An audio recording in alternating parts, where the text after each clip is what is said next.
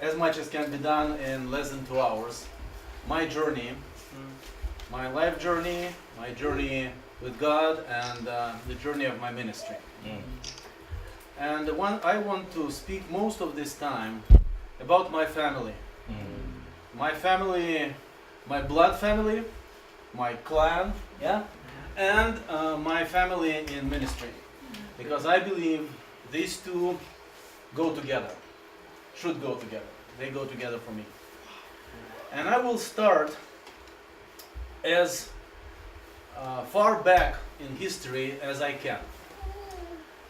Because I happen to know the origin of my family name. As Cook said correctly, my family name is Kharitonov, and that means the son of Khariton. And Khariton is a personal name, one of the Christian personal names that are there in the Russian language. So why do I know the origin of my family name? Well, up until 1861, there was slavery in Russia. It was not called slavery, it was called serfdom. But serfs were effectively slaves. They could be bought and sold, they had no rights, their property was limited, and they didn't have names. They had personal names, but they had no last name. Only personal name and father's name, patronymic. So when the son of Khariton, who was my grandfather's grand-grandfather, so it's like 7 generations back, his son, after 1861, became the first free person in the family. He became free. His father was a serf, a slave, and he became free. And he was allowed to leave his village where he lived, some 150 kilometers from St. Petersburg, my hometown. He was allowed to leave that village and go to St. Petersburg. Because, same as today, for young people, life in the village was not attractive. They wanted to go to the city to earn for better living. So he was allowed to, he went to the city, and he got a family name. He became the first Kharitonov. He didn't live for forever. For several generations, because the village was so close to the city, in wintertime, men left for the city, and in summertime they got back to the village because there was a need to attend to the crops, to do the agriculture. But in wintertime there was nothing to do in the village, so they went and worked jobs in the city. They continued like that for several generations. And about a century ago, my great-grandfather, my grandfather's dad, he brought something from the village which was more than the money he could earn at the factory. That was the good news. He was the first person in the family who became a Christian. In the city, he heard, I don't even know who was the person who introduced him to Jesus, but he became Christian, and his wife also converted. So he and his wife became the first 2 Christians in the village. And their family became the church in the village. Because they had 8 children, 4 sons and 4 daughters. And of course, eventually, all of their children got their own spouses and children and so forth. So it grew to a relatively large church. However, it was an interesting time in the history of my country. As I said, about a century ago, it happened. And exactly the century ago, in 1917, 25th of October, the communist revolution happened in Russia, which initially opened the place for the evangelical, for the gospel message. Because the communists, the first hit the Orthodox Church. The Orthodox Church, the governmental church, the traditional church, they saw it as the main enemy. So they got rid of the rights of the Orthodox Church, and they announced the freedom of religion. So for some 10 years, it was the best time in the 20th century for the gospel, when they were allowed to proclaim the gospel. And all the churches, all the evangelical churches, grew very rapidly. I want to, how do I make it show?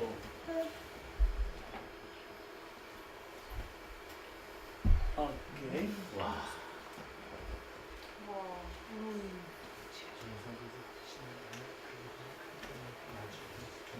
중간중간 제가 조금 설명을 드리면은 그러니까 오랫동안 그 노예제도에 이제가 있었었는데 그 이제 아주 윗대 선조들은 이제 노예였다가 처음으로 이거 좀 보시겠어요?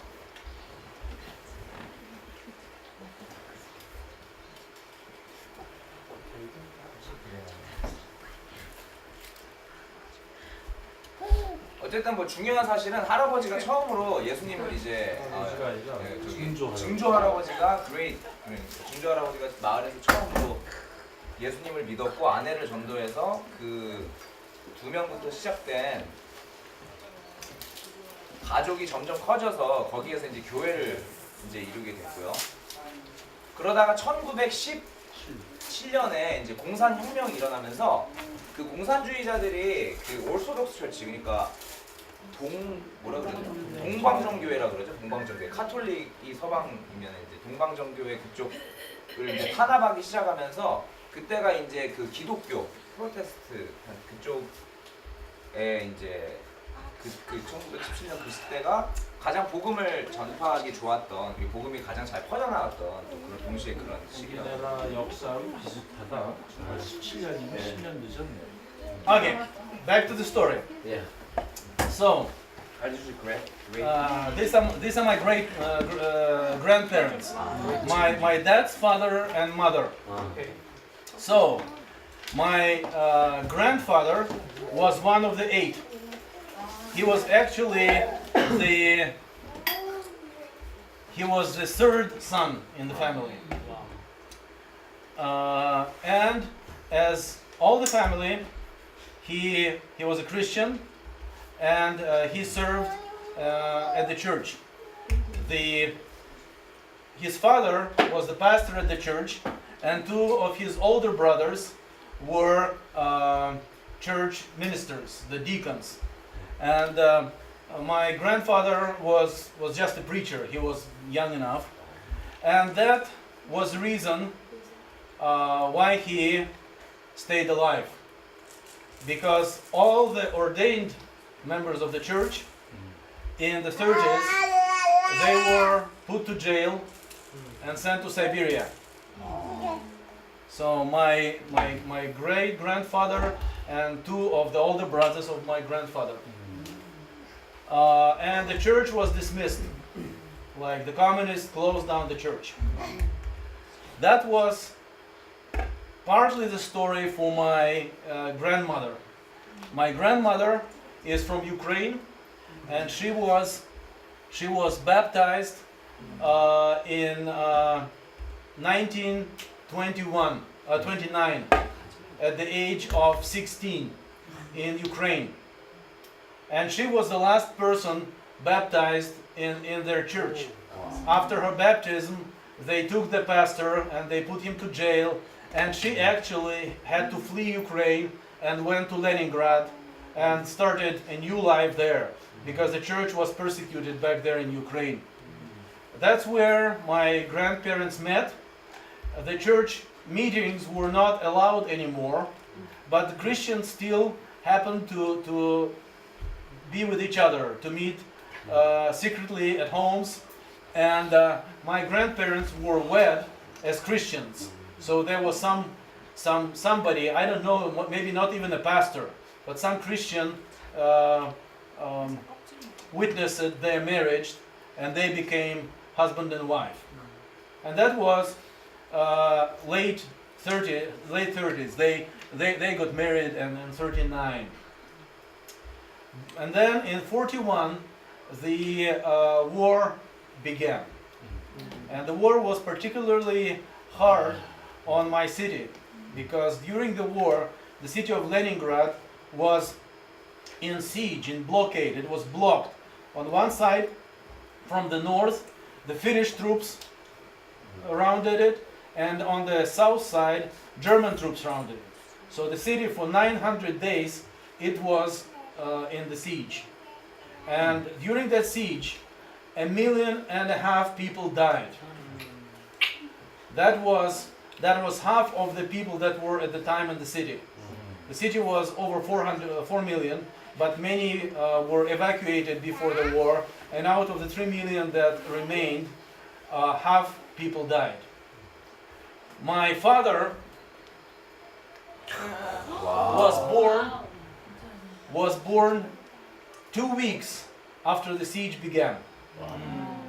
So, all of you have babies, and you can imagine what is it to have a baby born when there is daily bombing of your city, and there is shortage of food, and the food is rationed, and every week you get less and less food because the city does not get supplies in food. At the lowest time, all that every person was getting was 125 grams of bread a day, and that was all. They could boil some water to drink something warm, but there was not much else. I'm telling you that just to explain why I think it was a miracle of God that this boy survived the siege.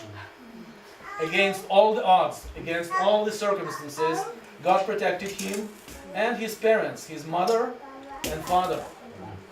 So the siege ended, and it was less than a year before the victory in the war, before defeating the Germany. But somebody at my grandfather's work reported that he is a Christian. And they said, oh, we need to send you to the army. And not just to the army, but to the frontline troops. You know, the frontline troops that were poorly equipped, and they were like, well, we spoke about kamikaze the other day. It was not kamikaze, but it was a kamikaze type of thing, because they sent them to death. And my grandfather was killed less than a month after he was sent to the front line. So all changed abruptly. Here is this little boy. I mean, he was a boy of 2 years when he was left orphaned, and my grandmother, who was by that time she was already pregnant with a second child, and my aunt was born shortly. So my grandmother had to raise 2 children without a husband and without many basic rights that people had. Like, you need to understand that Christians at that time were not allowed to get education. Like, if you denied Christianity, okay, you can become a Komsomol member. Komsomol is the Young Communist League. And then as a Young Communist League, you get a recommendation to go to the university. But if you're a Christian, no, you can only have very, very simple, low-level jobs. So my grandmother, all of her life, she was a janitor at hospital. Not even a nurse, you know, the lowest position, uneducated. And they were very poor. And I can understand why my dad, in his mind, he thought, well, my mom is a Christian, and she took him, I know that she took him as a boy to some gatherings of Christians. But those were secret, and those were very few people, and those were elderly, uneducated people, and they sang some strange hymns, and they were just very different. And you know, and the communist propaganda said that religion is a lie. that there is no God, and religion belongs to the past. In the past, the priests introduced religion and they fooled you, but now you're free. You can soon you will be able to fly into the space and conquer the world, and it will be all new. Religion nevermore. So my dad wanted to get a career, and he wanted to get an education, and he early on he broke with his Christian background, and he became a Komsomol member, a young communist, and he, as a smart boy, he entered the university, and he got a profession. He became an engineer, and he married a beautiful girl who was my mother. Now, almost 51 years ago, I was born in a family that had significant Christian roots, like significant background. Like my grandparents and my great-grandparents, they were not just Christians, they served the Lord in the church and so forth. At the same time, in my childhood, I heard nothing about the Bible, I heard nothing about God, and my parents, as atheists, as communists, made clear that my grandmother had no influence on me. So I knew my grandmother, I even knew that she was a Baptist, but it didn't matter. I mean, sometimes, maybe somebody's grandmother likes, knitting, doing things, and some grandmothers like cooking, and my grandmother liked being Baptist. So it's like a hobby, It's her thing. It's not related to me in any way. I'm explaining this so that you understand that there was a treasure in the family, but it was hidden from me. It was not. I was not even allowed to get to that source in my family history. Well, Wait a second. 잠깐만, 혹시 못 들은 뒤에 어려운 친구들이 있었어요. 잠깐 설명해주면 2차 세계대전 때 이제 그 레닌그라드 시티가 그 독일이랑 이제 러시아에 이렇게 쌓여가지고 이제 거의 도시인의 반이 다 죽고 이제 그때 이제 자기 할아버지랑 그 윗세대들은 굉장히 큰 크리스천이었는데 그분들이 이제 그 기독교인이란 이유로 이제 전쟁 최일선으로 다 보내져가지고 한 달 반 만에 총알 바지로 다 죽으신 거죠. 그래가지고 그럼에도 불구하고 이제 전쟁이 끝나도 어쨌든 간에 계속 기독교인들은 박해를 받았고 자기 할아버지는 그렇게 죽었고 자기 할머니는 뭐 병원에 거의 뭐 허드렛 일 하시는 걸로 들어가면서 굉장히 어렵게 살고 또 기독교인들이 너무나 많이 박해를 받았기 때문에 자기 아버지는 그것처럼 살기 싫어가지고 그냥 하는 신을 부정하고 기독교도 떠나가지고 잡도 없고 그 다음에 그런 공산주의에 가입해가지고 젊은 리더로서 일도 하고 또 대학교도 가서 이제 엔지니어로 해가지고 그렇게 살았답니다. 그래서 원래 자기 집안은 대대로 굉장히 깊은 크리스찬 교육을 갖고 있었는데 자기 아버지는 그런 어떤 박해와 안 좋은 모습 때문에 그때 당시엔 에시스트, 그러니까 무신론자였고 또 공산주의자였고 그랬기 때문에 다른 할아버지랑 뭐 다른 할머니가 분명히 좋은 신앙과 이런 것도 있음에도 알았음에도 불구하고 아빠의 아들인 이제 알렉산더한테 영향을 주지 못하게 했고 실제로 그런 강한 집안은 강했지만 부모님이 믿지 않았기 때문에 그러니까 약간 숨겨져 있던 그런 집에서 자랐다는 걸 지금까지 설명했습니다. Humanly speaking, there were very low chances for me to become a Christian under those circumstances. Fortunately, God does not go by human ideas and by human rules. 인간적으로 봤을 때는 예수님 믿기가 너무 어렵던 상황이었던 거죠. And the Spirit moves in His own ways. And today, one thing I want you to encourage is to encourage you in the power of prayer. The prayer of my grandmother. She was the only Christian in the family for 48 years. Between my grandfather died in the war, and I became a Christian, the next Christian in the family. There were almost 49 years. And every day for this 49 years, she was praying for God's will in the family, for God to touch the hearts and minds of her children and her grandchildren and somebody in the family. And I'm thankful to the American missionaries who taught me a lot about the gospel. I'm thankful to my Russian friends who also were very active in bringing me to the Lord and telling me and explaining and persuading me. But I truly believe that the number one way God worked in me was through the prayer of that lady. Here's she at her, not anymore. She passed away 10 years ago. Here is she at the age of 90. That's her 90th birthday. She lived 94 years. That's a miracle too. You know, she seldom ate enough food. I mean, she was in hunger for many years. She lived through the whole war, through the siege of the city, and worked hard. No husband to support her, but there was always God who supported her and gave her 94 years. And she was clear in her mind, even at the age of 94. She was able to quote the scriptures she learned as a young girl. And she was really happy to be able to share with me, not just as a grandson, but as a brother. The only concern she had that I was praying too low, not loud enough. Her hearing was not good, and she wanted to hear what I was praying, and I cannot shout my prayer.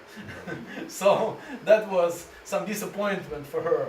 Otherwise, she was happy and she was thankful, and she was able to see her great grandchildren grow in the knowledge of God. That is one part of my family.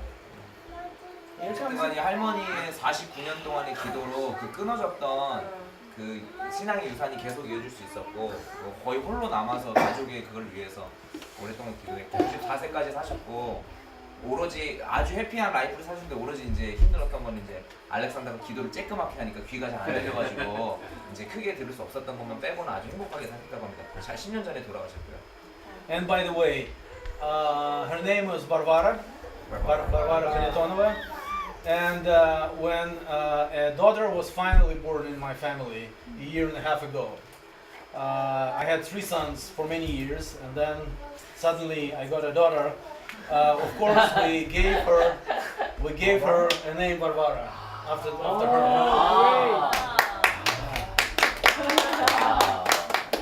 In the memory of this lady. 50세 때 딸을 낳았는데 할머니 이름 따서 바바라로 줬고.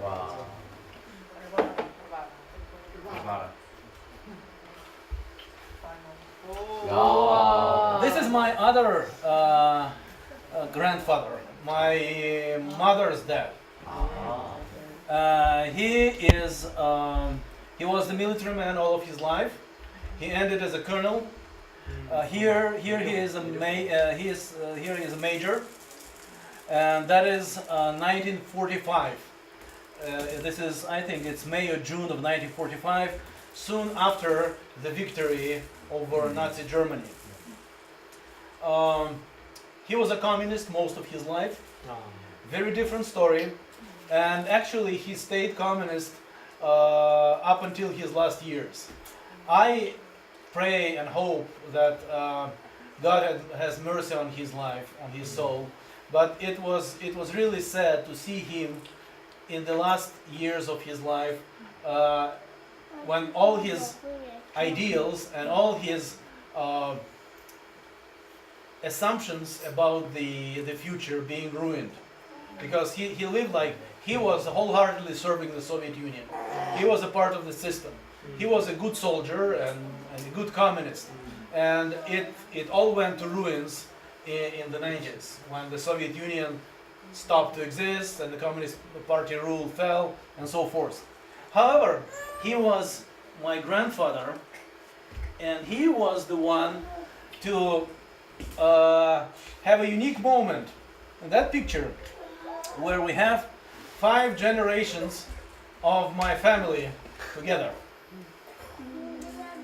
5 generations are my grandfather, you see him down there, Benjamin, my mother, on top of me, his daughter, then me, the 3rd generation, then 3 of my sons, Benjamin and Ivan and Igor, and just a newly born 5th generation, my first granddaughter and my grandfather's great granddaughter. Yeah, and I'm showing you this to just again to praise the Lord for His care for our family and giving me the understanding of the richness that is there in the family. The family connections with all the members, regardless of whether they're Christian or non-Christian, and appreciating everybody and embracing all parts of your heritage.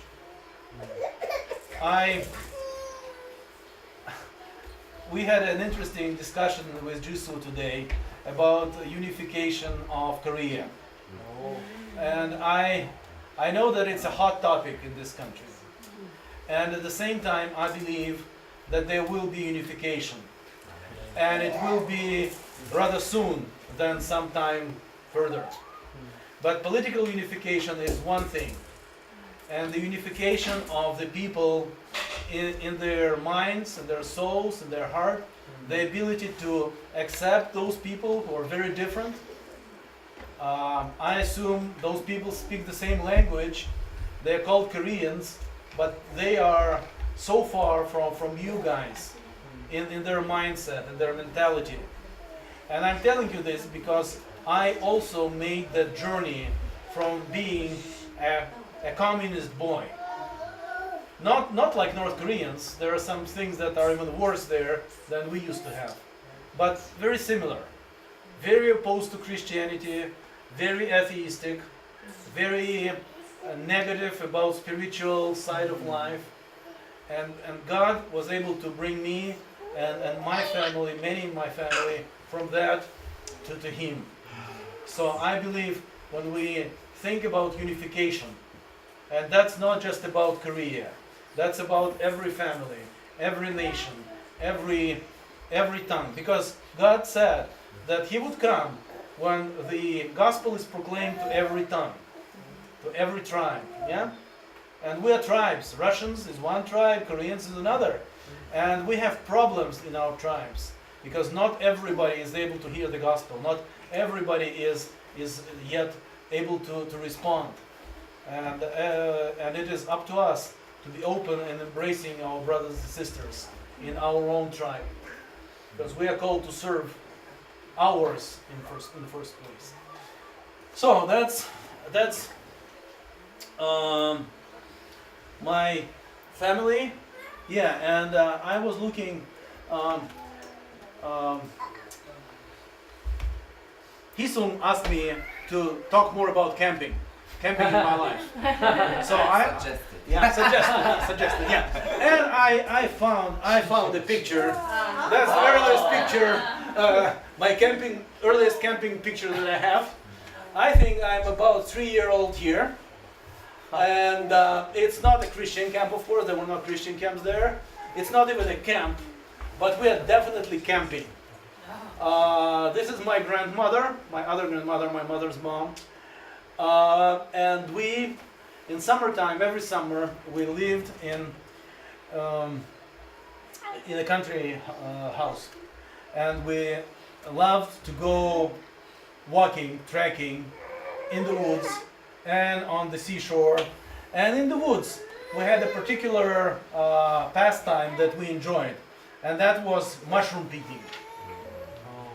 I don't know whether you guys go to the mountains, to the woods to pick up mushrooms. No, not famous. In Russia, it is quite famous. I mean, and it gives you a purpose. It's one thing to walk in the woods. It's a different thing to look for edible mushrooms. So even though it's a bad old black and white picture, in the forefront you can see a bowl full of mushrooms. So I'm not hunting. It's the rifle is not the real rifle that I have. It's just a toy rifle. Every boy needs to have. But we went mushroom hunting in the woods. I liked that pastime, and at that time I did not understand why I liked it. It was not so much about mushrooms. Of course, mushrooms are great in food, but you can live without them.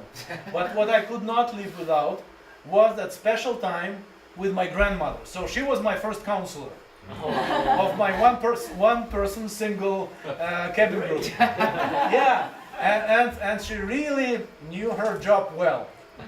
Because during those times in nature, when we were just together, her and me, and I was all open, I was not rushing anywhere, I was not doing my thing, I was opening up to her, and she was talking to me very simply about life, telling me stories about the past, about the present, telling me about the good things in life and bad things, and I think that's why she is the adult who had the most influence in my life in my early age. Unfortunately, my Christian grandmother were not allowed to spend time with me. But even this non-believing grandmother, who was a good grandmother, kind person, wise person, and was ready to spend herself to instill things into my life.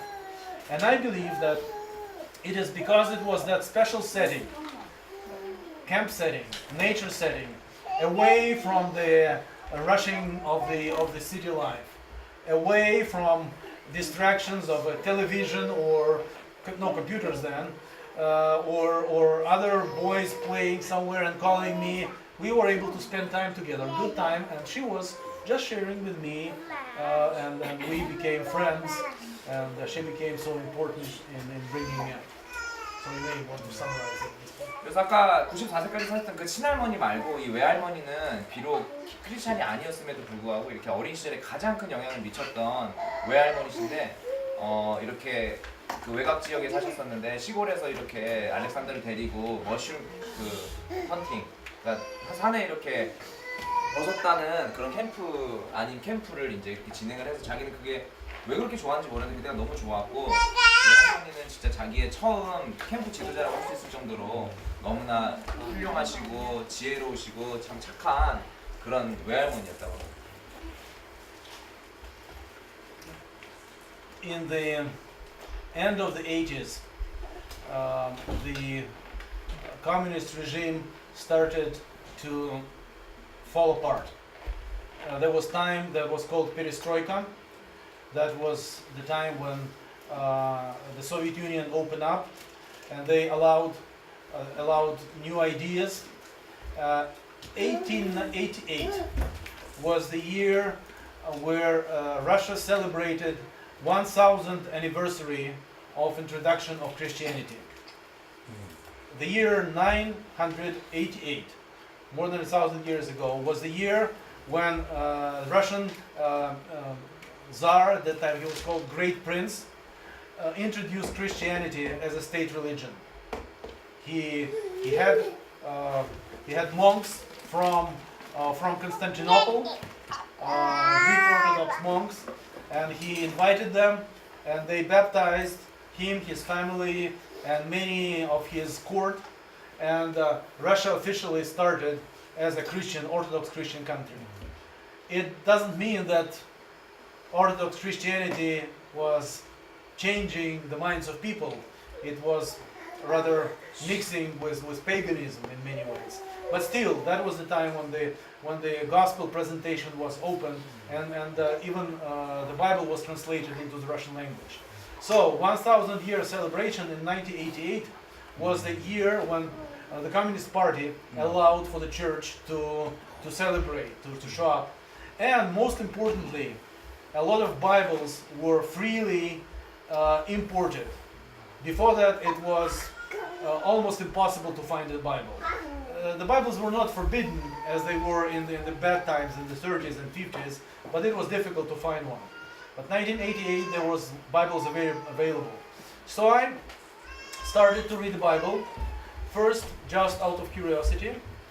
Then I started to talk about it with my grandmother, and it really didn't help because she was not really a Bible teacher. She was just a simple Christian lady. And then I got some students. My major at the university was Russian as a foreign language. So I'm a teacher of Russian to foreigners. And some of my students, private students, at that time were Americans, Christian missionaries. And they wanted to learn Russian. So I was their teacher. Well, I thought I was teaching them, but in fact they were teaching me. They were learning Russian, but I was learning something more important. I was learning from them the truths and even the basic truths, the fundamentals of Christianity. Like, it's one thing to read the Bible by yourself and being lost, particularly as I read it from the beginning, you get through Genesis quite well, but then Deuteronomy, Leviticus, you slow down, it gets boring, you don't understand a thing, you know that. So, and they were the ones who helped me to understand. They were the ones who invited me to church.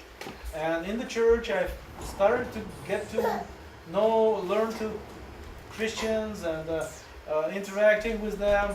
And some people even thought I was a Christian because my life was changing somewhat. I behaved better, but in reality I was not a Christian. And it was some 4 years later that this lady made a very important decision in my life. This is my wife. We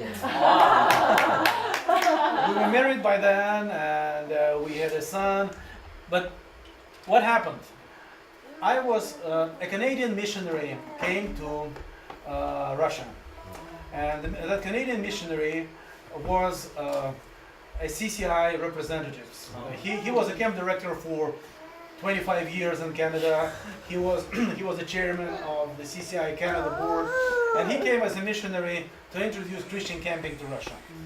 So he ran the first seminars for camp staff, and he also had some books that he wrote.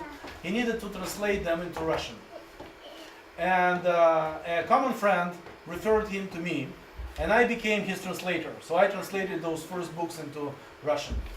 And as a translator, I never been to a Christian camp, and I didn't understand much. So he told me, "Why don't you come to a Christian camp?" And my thought was, why should I go? Am I a camper? No, I'm 24. I don't need it. But I shared that invitation with my wife, and she said, "Well, don't be stupid. We should go. We don't know what it is. Maybe it's a chance. Let's go and have a look." And I said, "Okay, you want to go? Okay, no problem." And she said, "At least we would have a good vacation. It's a camp. We'll be in the outdoors. We have a little boy. Like the boy was 1 year old. So why don't we go?" And that's about that time that the photograph was taken. You can even recognize me. At that time, I had more hair than last year. Yeah. So we went. 그래서 러시아에 처음 기독교가 전파된 건 988년이라고 그러고요.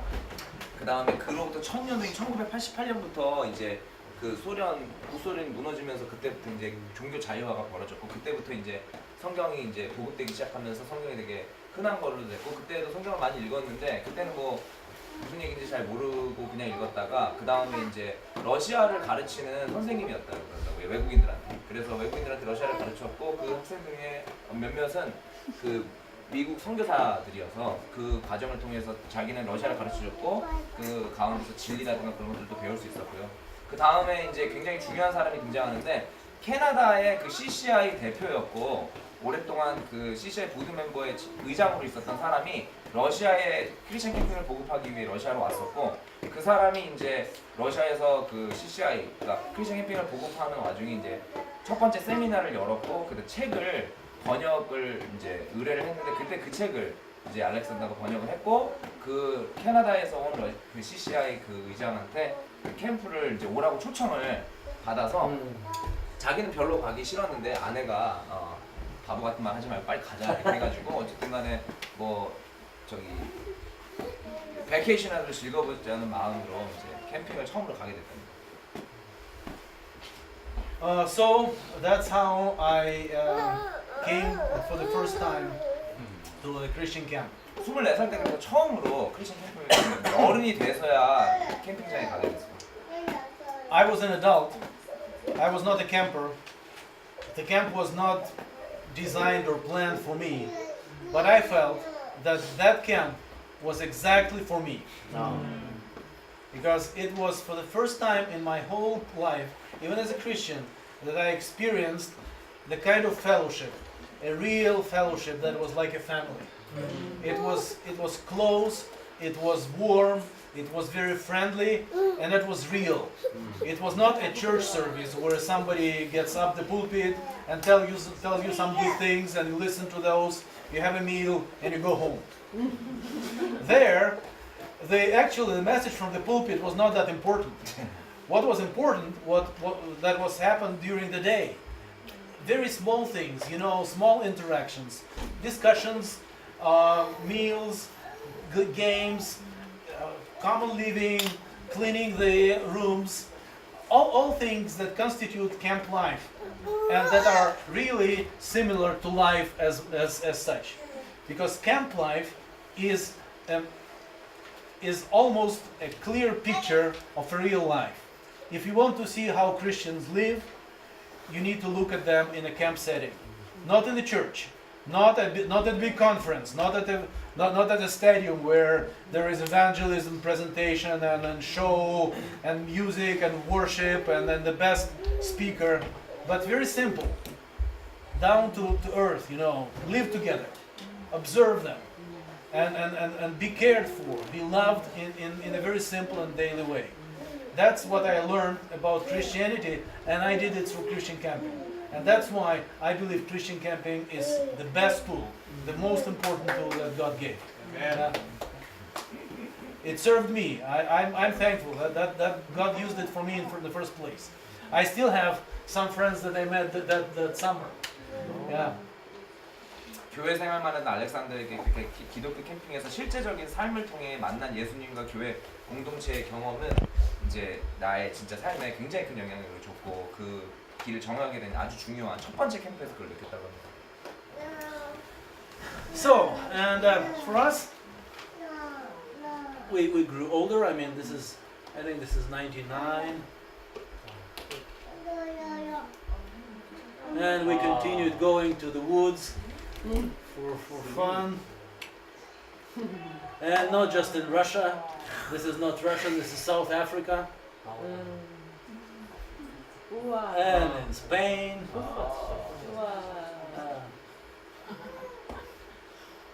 And even like this. Yeah, this is the beach picture. We were at the beach.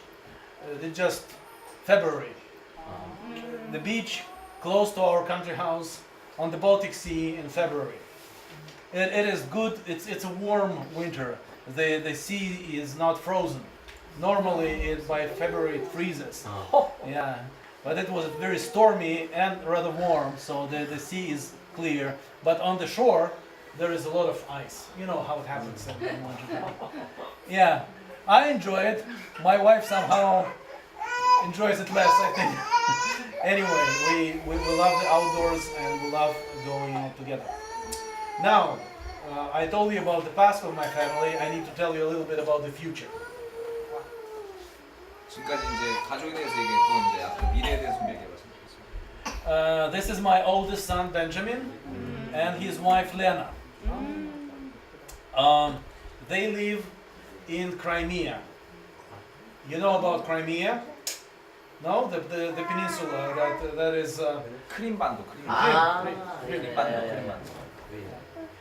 you know about the controversy that is there between Russia and Ukraine? Well, what happened? That my son moved there even before 2014, even before it became a point of controversy. Lena is from Ukraine, from Crimea. She lived there all her life. They fell in love, got together, got married, and he moved there. And he lives there for almost 10 years now. Oh, no, more, 12 years now. 우크라이나랑 러시아 그 영유 분쟁이 일어나고 있는 크림반도에서 이제 살고 있는 겁니다. And this is my first granddaughter. She's rather small here, and I'm rather young here. And these are them now. My granddaughter Anna and my grandson Nikolai. These are the kids of Benjamin and Lena. Yeah, at a party.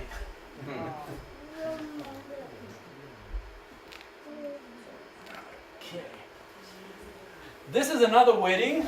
This is the wedding of my second son, Ivan, and his wife named Nadezhda. Nadezhda means hope. Oh. Nadezhda is from South Russia, from Krasnodar.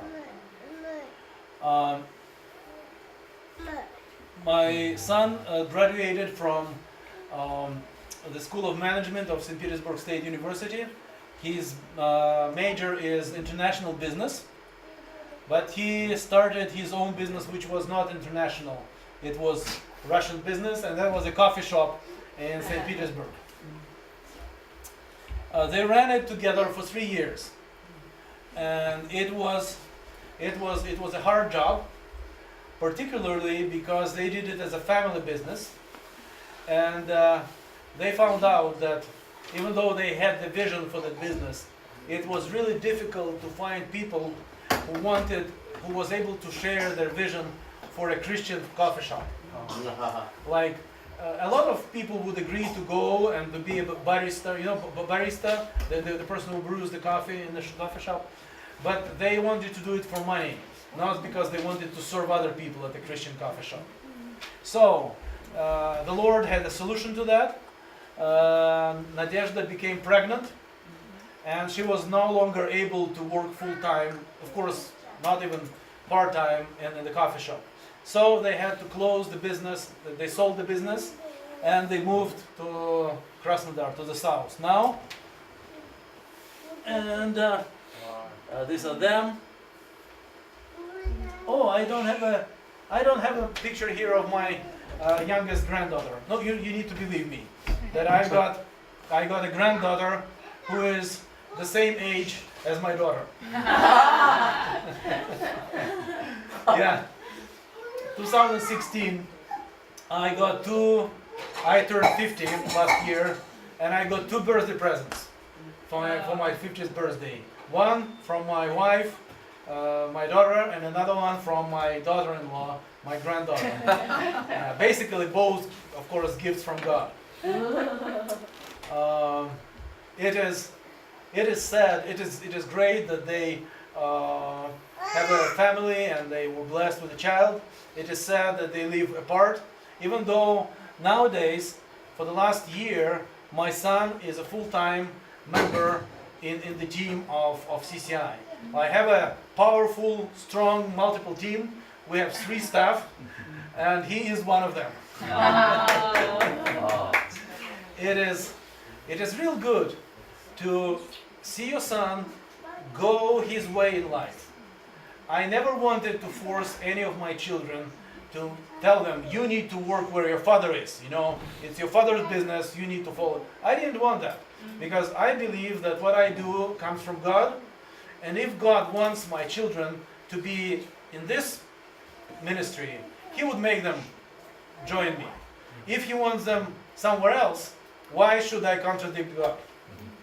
So I observed my son, as others, to do his thing, to try and succeed. I prayed and helped him with his advice with the coffee shop, and I was disappointed where it didn't work out the way it was. But when he came to me and told me that he would like to join full-time, it was a great day of celebration. In fact, he was not just coming like that out of the blue. Before that, he helped us almost 10 years as a volunteer. He's 26 now. He started at the age of 16, helping as a volunteer for 9 years, helped as a volunteer, and then 1 year as a staff. 3년 동안 이제 커피숍 하다가 이제 커피숍 사업을 접고 CCI 코리아에 그 지금 3명 있는 그 직원 포함해서 하고 있는데 CCI 코리아 러시아에 이제 일하고 있고요. 그 뭐 같이 하자고 뭐 강요하거나 이러진 않았지만 사실 10년 동안 이렇게 발론티어 해오면서 이렇게 자연스럽게 같이 사역을 하게 됐습니다. This is my third son. Here he is a very serious picture, and it is not true to the life. He loves the most out of everybody. He is a very joyful fellow. He just wants to look like an adult in this picture. It's so serious. He is a great friend of mine, same as his older brothers. It's just unique that he doesn't have a lady of his own yet. So, for my sons, their best friend is their wife. For him, I hope he finds something of that kind in me. So we're real good friends. He is a student at a Christian university in Klaipėda, Lithuania, which is a country next door. It is about 1,000 kilometers from my home. So it's a day drive from my home. And as I drive to his university, I pass through 4 countries. 리투아니아에는 동유럽 대학에 다니니까 지금 학교 한번 가려면은 나라 4개를 통과해야 1,000km, 1,000km. Yeah. Russia to Estonia, Estonia to Latvia, Latvia to Lithuania. Yeah. The reason he is a student there is because I know that institution. I believe it's the best Christian school in Eastern Europe. I have known them for 14 years. We have partnered, and I have been a board member for them for the last 6 years. Yeah. So I'm supportive, and it has also got a department of psychology. His major is psychology. He is an introvert guy, an extrovert guy, unlike other sons. As an extrovert, he really loves communicating with people, and he discovered quite early that his gift from God is to be able to listen to people and provide them with sound advice. Even he started with his friends. Even with his friends, he often got into a situation where they had disappointments or conflicts. So he became as a peacemaker and his own company, with his own peers. And after high school, he wanted to go to the university to study psychology. And he had 2 choices. St. Petersburg State University, which is a secular university in Russia, in our city, a very good school, one of the top 2 in the country, maybe the top 1 in the country. And another choice was the Christian school in Klaipėda. Not as famous, definitely a good Christian school, but very different thing, Christian university. And he applied to both, and he got admitted at both. So it's a hard decision where you go. You can stay at home, live at home, study at home, and something guaranteed, something or you can go to another country and started at the age of 17 actually, start as a student over there, and he chose going to Christian school. I was very proud. It was his choice. Yeah. He's there. He graduates this year, and we are praying hard for God's will for his future to be revealed, because it will be a time of choice again. Now, my youngest child. This is Varvara, the new Varvara, the young one. Yeah. For those of you who have both sons and daughters, if you have sons and daughters, I don't need to explain the difference. I didn't know the difference up until a year and a half ago. Now I know. I thought I knew parenting. I had 3 sons. I knew it all. You know, they grew. They're adults now. Now I'm starting afresh. I got a daughter. It's a new school for me, and it's a new joy for me. It's a real blessing. She's cute. She's a gift from God, beloved baby. And we as a family of young parents of 50 years of age look ahead into the future with that baby. We thank God. Now, I promise to tell you, maybe you want to summarize. 아까 뭐 이 넷째 딸은 이제 다 들으셨을 거고, 아까 셋째 아들은 이제 졸업 이제 앞두고 있고, 이제 상트페테르부르크 주립대랑 리투아니아에 있는 이제 기독교 대학 둘 다 합격을 했는데, 사실 상트페테르부르크가 훨씬 더 가깝고 본국에 있고 그다음 명성도 훨씬 더 높은 학교인데, 그럼에도 불구하고 리투아니아 학교를 해서 굉장히 자랑스럽게 여기고 있고, 이제 졸업반이어가지고 다음에 어떤 것들을 결정할지도 기도에 있어서 주님의 뜻을 위해서 기도하고 있다고 하고요. 딸을 이제 낳고는 이제 새로운 양육의 기쁨을 얻고 있다고 합니다. 와.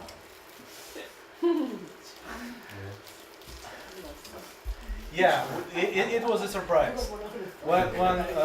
When the doctors confirmed to my wife that she was pregnant at 49 years of age, it was a surprise.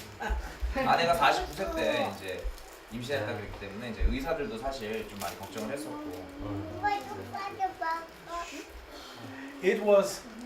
It was also an interesting response from God.